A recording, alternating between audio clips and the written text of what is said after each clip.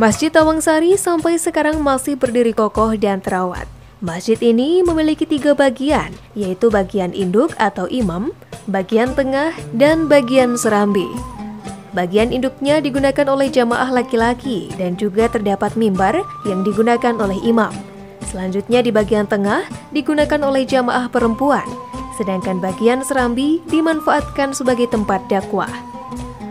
Masjid Tawangsari tidak lain sebagai peninggalan Kiai Abu Mansur ini menjadi pusat perkembangan agama Islam dan kebudayaan Islam, menggantikan agama dan kebudayaan Hindu-Buddha yang telah berlangsung sekitar abad ke-15 hingga abad ke-16 Masehi.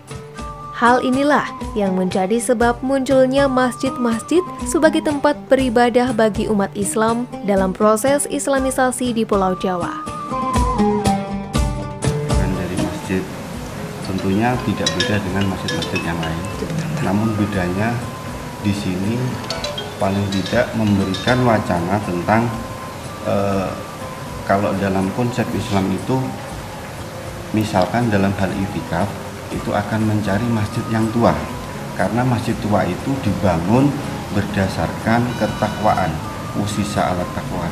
Jadi dalam hal ini mungkin lebih ke tauhid dan untuk ilmu-ilmu agama, karena di sini sendiri tidak ada pondok modern untuk wilayah sini ya, tapi tetangga di desa sini ada.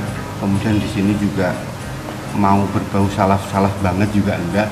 Jadi untuk yayasan yang ada di sini itu ada di lingkungan masjid, ada madrasah, ada TK, ada SD, ada pondok pesantren untuk anak-anak.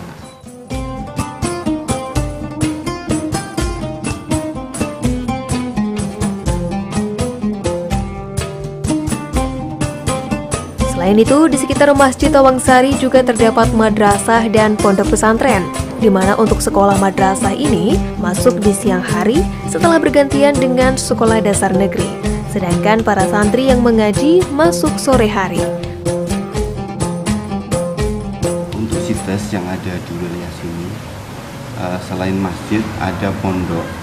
Pondok itu juga bangunan lama di sebelah selatan masjid, kemudian ada makam dan ada pendopo.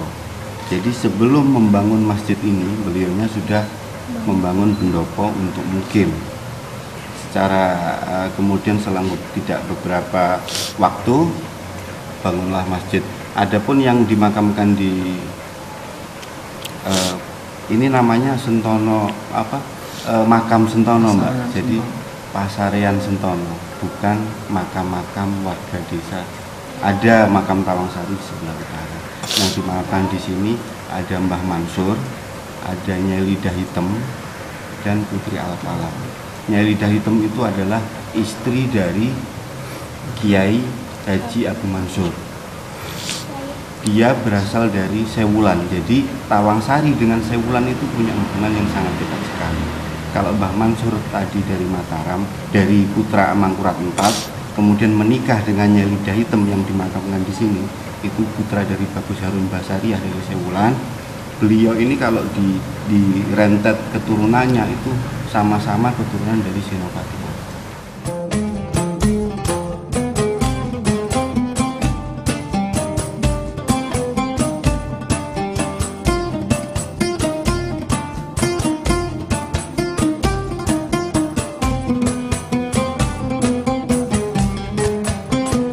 Belum berhenti di pondok pesantren, di sebelah barat Masjid Tawangsari ini juga terdapat makam keramat yang dijadikan sebagai tempat ziarah bagi mereka yang menganggap sebagai tempat yang sangat dihormati dan disakralkan.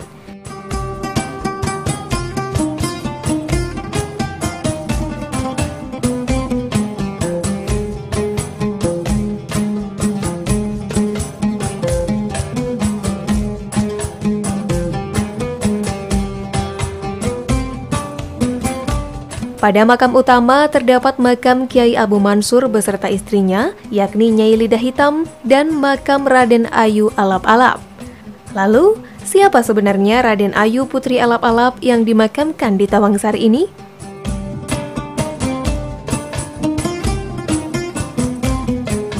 Di salah satu komplek makam keluarga ada sebuah makam yang nisannya tertera tulisan Pasarean Bandara Rahaden Hayu Ageng Eyang Kanjeng Sampeyan Tulungagung Engkang Sapisan.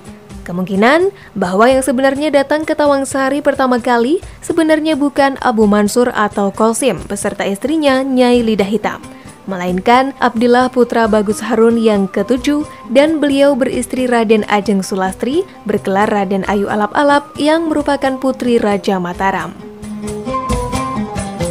Di komplek makam di sebelah Masjid Jami Desa Tawangsari ini ada beberapa makam, namun yang utama ada di sebelah saya ini. Di sebelah saya ini adalah makam Putri Alap-Alap, kemudian yang di tengah adalah makam Kiai Haji Abu Mansur, dan yang paling tinggi di sana adalah makam Nyai Lidah Hitam.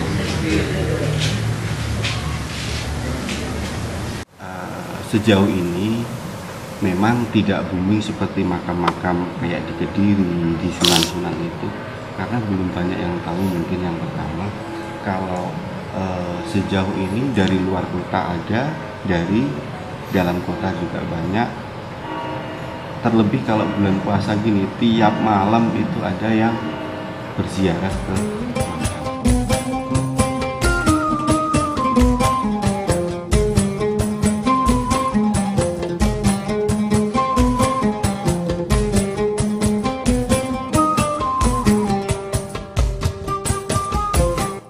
Tulungagung mempunyai banyak objek wisata yang perlu dikunjungi.